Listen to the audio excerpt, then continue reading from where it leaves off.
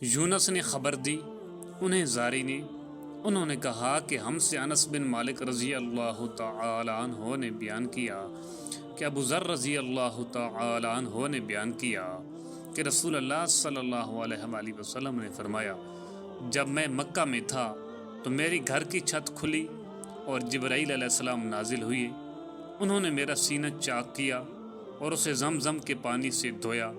اس کے بعد ایک سونے کا تشت لائے جو حکمت اور ایمان سے بھرا ہوا تھا، اسے انہوں نے میرے سینے میں ڈال دیا اور پھر سینہ بند کر دیا۔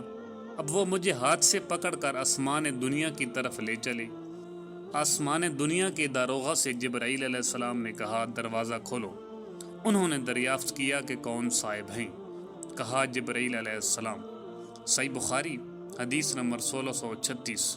مروان بن معاویہ فزاری نے خبر دی، انہیں عاصم نے اور انہیں شعبی نے کہ حضرت عبداللہ بن عباس رضی اللہ تعالی عنہ نے ان سے بیان کیا، کہا کہ میں نے رسول اللہ صلی اللہ علیہ وآلہ وسلم کو زمزم کا پانی پلایا تھا، آپ نے پانی کھڑے ہو کر پیا تھا۔ عاصم نے بیان کیا کہ اکرمان نے قسم کھا کر کہا کہ حضور صلی اللہ علیہ وآلہ وسلم اس دن اونٹ پر سوار تھے۔ صحیح بخاری حدیث نمبر 1637۔ امام مالک نے ابن شہاب سے خبر دی، انہیں عروہ نے اور ان سے عائشہ رضی اللہ تعالی عنہا نے کہا کہ حجۃ الوداع میں ہم رسول اللہ صلی اللہ علیہ وآلہ وسلم کے ساتھ مدینہ سے نکلے اور ہم نے عمرہ کا احرام باندھا۔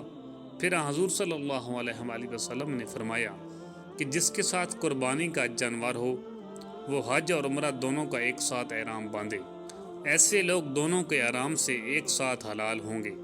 میں بھی مکہ آئی تھی لیکن مجھے حیض آ گیا تھا، اس لیے جب ہم نے حج کے کام پورے کر لیے تو حضور صلی اللہ علیہ وآلہ وسلم نے مجھے عبد الرحمن کے ساتھ تنعیم کی طرف بھیجا۔ میں نے وہاں سے عمرہ کا احرام باندھا۔ حضور صلی اللہ علیہ وآلہ وسلم نے فرمایا، یہ تمہارے اس عمرہ کے بدلہ میں ہے جسے تم نے حیض کی وجہ سے چھوڑ دیا تھا۔ جن لوگوں نے عمرہ کا احرام باندھا تھا انہوں نے سعی کے بعد احرام کھول دیا اور دوسرا طواف منا سے واپسی پر کیا، لیکن جن لوگوں نے حج اور عمرہ کا احرام ایک ساتھ باندھا تھا انہوں نے صرف ایک طواف کیا۔ صحیح بخاری حدیث نمبر 1638۔ اسماعیل بن علیہ نے بیان کیا، ان سے ایوب سختیانی نے، ان سے نافع نے کہ ابن عمر رضی اللہ تعالی عنہ کے لڑکے عبداللہ بن عبداللہ ان کے یہاں گئے۔ حج کے لیے سواری گھر میں کھڑی ہوئی تھی۔ انہوں نے کہا کہ مجھے خطرہ ہے کہ اس سال مسلمانوں میں آپس میں لڑائی ہو جائے گی اور آپ کو وہ بیت اللہ سے روک دیں گے، اس لیے اگر آپ نہ جاتے تو بہتر ہوتا۔ ابن عمر رضی اللہ تعالی عنہ نے جواب دیا کہ رسول اللہ صلی اللہ علیہ وآلہ وسلم بھی تشریف لے گئے تھے عمرہ کرنے صلح حدیبیہ کے موقع پر، اور کفار قریش نے آپ کو بیت اللہ تک پہنچنے سے روک دیا تھا، اس لیے اگر مجھے بھی روک دیا گیا تو میں بھی وہی کام کروں گا جو رسول اللہ صلی اللہ علیہ وآلہ وسلم نے کیا تھا، اور تمہارے لیے رسول اللہ صلی اللہ علیہ وآلہ وسلم کی زندگی بہترین نمونہ ہے۔ پھر آپ نے فرمایا کہ میں تمہیں گواہ بناتا ہوں کہ میں نے عمرہ کے ساتھ حج اپنے اوپر واجب کر لیا ہے۔ انہوں نے بیان کیا کہ پھر آپ مکہ آئے اور دونوں عمرہ اور حج کے لیے ایک ہی طواف کیا۔ صحیح بخاری حدیث نمبر 1639۔ لیث بن سعد نے نافع سے بیان کیا کہ جس سال حجاج عبداللہ بن زبیر رضی اللہ تعالی عنہ کے مقابلے میں لڑنے آیا تھا، عبداللہ بن عمر رضی اللہ تعالی عنہ نے جب اس سال حج کا ارادہ کیا تو آپ سے کہا گیا کہ مسلمانوں میں باہم جنگ ہونے والی ہے اور یہ بھی خطرہ ہے کہ آپ کو حج سے روک دیا جائے۔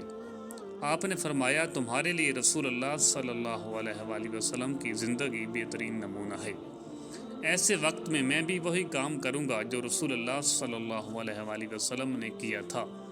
تمہیں گواہ بناتا ہوں کہ میں نے اپنے اوپر عمرہ واجب کر لیا ہے۔ پھر آپ چلے اور جب بیداء کے میدان میں پہنچے تو آپ نے فرمایا کہ حج اور عمرہ تو ایک ہی طرح کے ہیں۔ میں تمہیں گواہ بناتا ہوں کہ میں نے عمرہ کے ساتھ حج بھی واجب کر لیا ہے۔ آپ نے ایک قربانی بھی ساتھ لے لی جو مقام قدید سے خریدی تھی، اس کے سوا اور کچھ نہیں کیا۔ 10ویں تاریخ سے پہلے نہ آپ نے قربانی کی نہ کسی ایسی چیز کو اپنے لیے جائز کیا جس سے احرام کی وجہ سے آپ رک گئے تھے، نہ سر منڈوایا، نہ بال ترشوائے۔ 10ویں تاریخ میں آپ نے قربانی کی اور بال منڈوائی۔ آپ کا یہی خیال تھا کہ آپ نے ایک طواف سے حج اور عمرہ دونوں کا طواف ادا کر لیا ہے۔ عبداللہ بن عمر رضی اللہ تعالی عنہ نے فرمایا کہ رسول اللہ صلی اللہ علیہ وآلہ وسلم نے بھی اسی طرح کیا تھا۔ صحیح بخاری حدیث نمبر 1640۔